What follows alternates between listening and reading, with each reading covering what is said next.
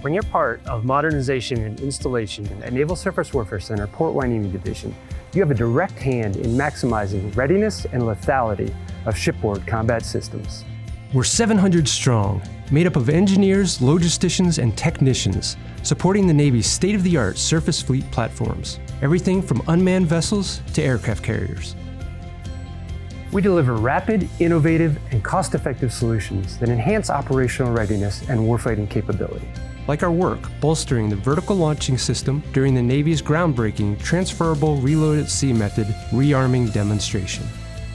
Installing and integrating high-tech combat systems like the world-famous Tomahawk takes top talent, and our availability, integration, and planning professionals make sure the big guns are online and ready for action.